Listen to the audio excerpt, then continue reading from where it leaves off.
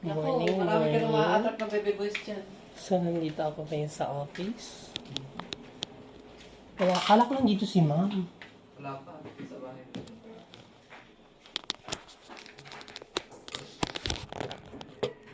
Ayan. So, we're having meeting. We're having team building for this day. By the way, today is July 16, 2025. We're about to go to...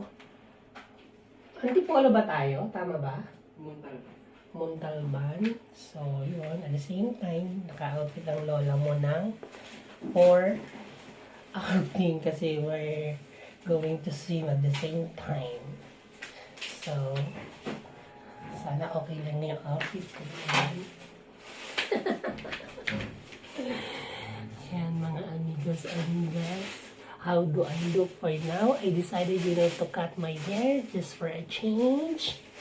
And at the same time, preparing, for my seminar, going to Visayas, most probably by next week. So I'm getting busy for, that particular event.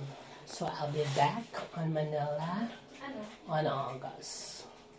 So for now, just enjoying and having fun with my colleagues here.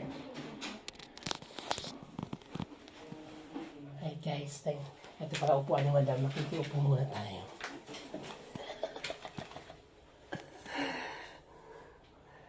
Alright guys, thanks for watching.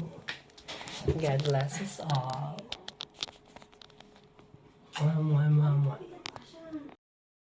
Guys, these are the food that Madam prepared for us.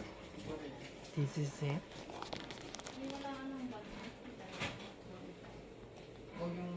So it looks so yummy. It looks so yummy.